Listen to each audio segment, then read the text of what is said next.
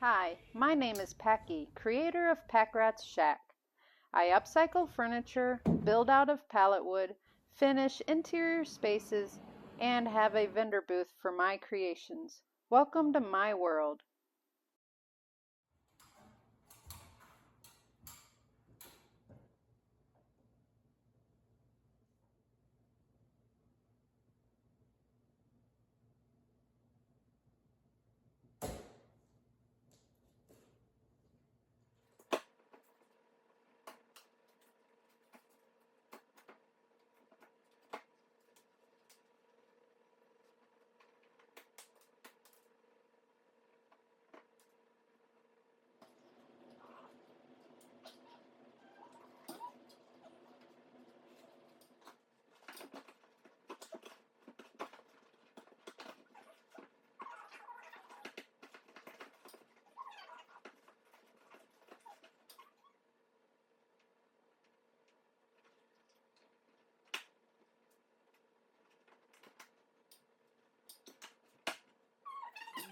These boxes have a little bit of sharp edges, and being that it was something along the lines of that cut through my thumb one time from the underneath side of a table and severed my tendon and my nerve, and my thumb has never been right since.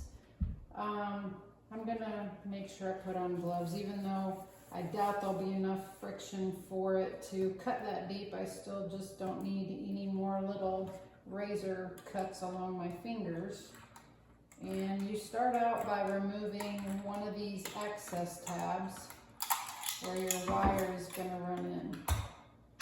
Now, in the directions that came with this, it does not say to add these wire clamps, but this is sharp.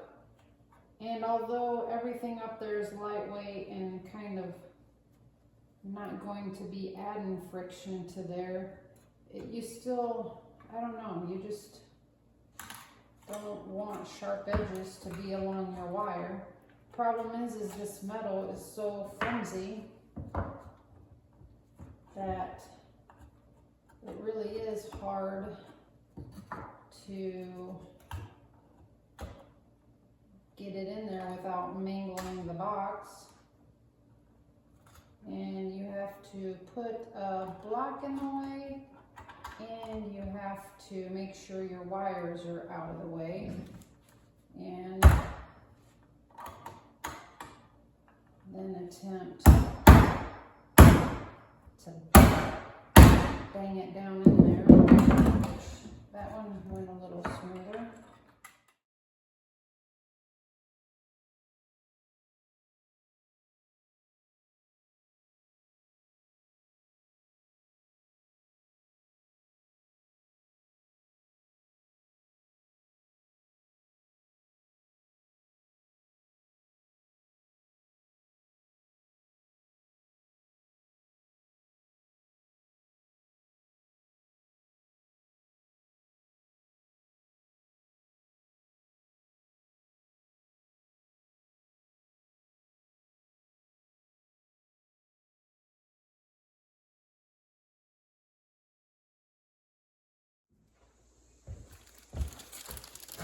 So off and on in the last 2 or 3 days I've been wiring. I've got all of the cans in, and now I'm gonna wire for the dining table light, the decorative light, which is just a single pole switch. So that's what I'm doing now. And I'm really not gonna be showing a lot of my wiring because I'm not a professional electrician. So if anybody needs any kind of electrical advice, you probably need to go to a resource that is a pro, or just call out a professional and have them take care of it. I've already turned the breaker off, and then you can get these little metering systems and double check to make sure you have no incoming power.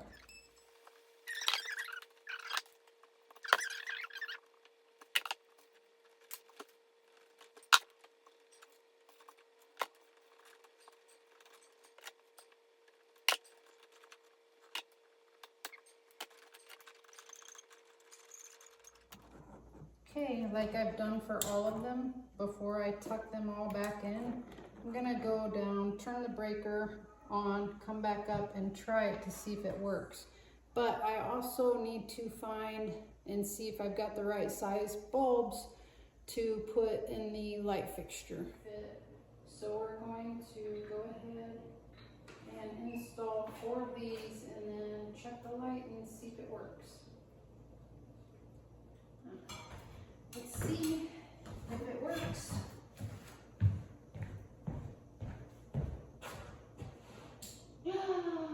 All right, let's see what else I've wired. Over here, we have the front porch, but I don't have a light installed to it yet, but I did check it with the meter, so I know it turns on power out to the end of the wire. And then this is the kitchen cans, and there's a dimmer switch over here for the kitchen cans, which I have them in about the middle area. And then we also have the foyer ones, which here, these two, the kitchen cans and the foyer, are 3-way switches. So after I was wiring things over there, I would turn the breaker off, of course, to wire it.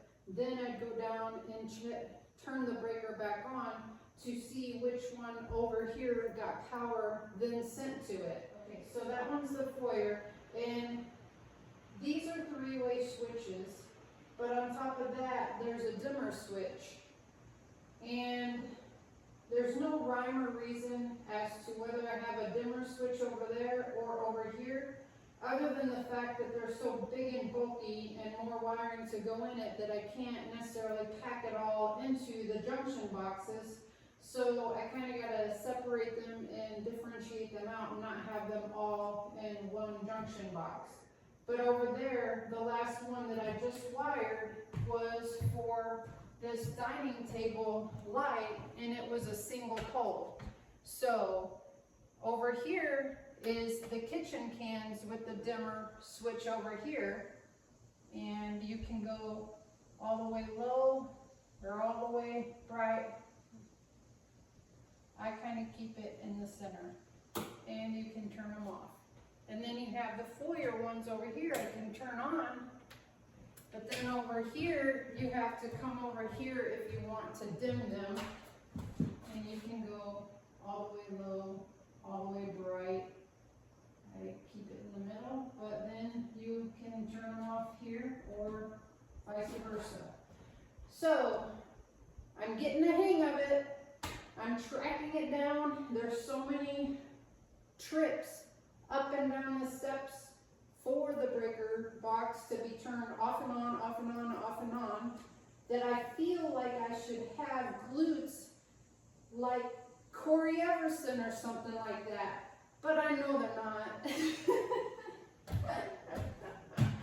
They feel like they should be. Getting a lot of glute up and down power, but they're still old lady glutes.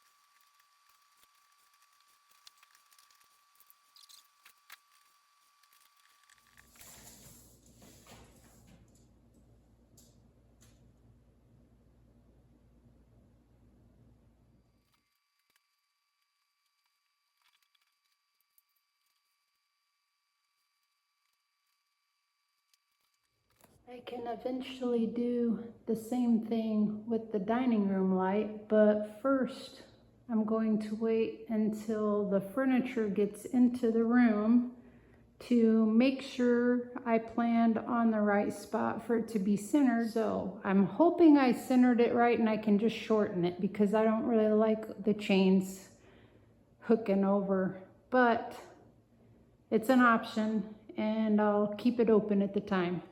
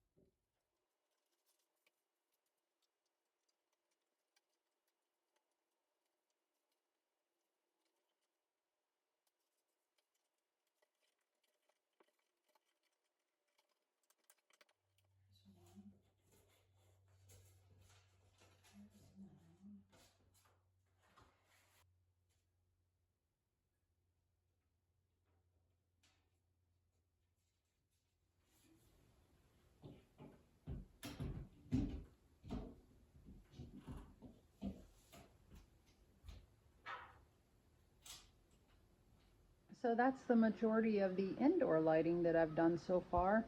I can't wait to see how well all of this lighting will look in the rooms after all of the furniture is brought in.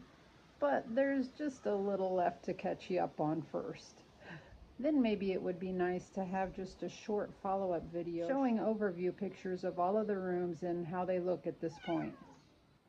I think that would be a great option in showing how these lighting choices that we made will work well in our space. Well, until then, this video is a wrap. As always, thank you so much for your viewing support. I do greatly appreciate it. And until next time, stay safe out there.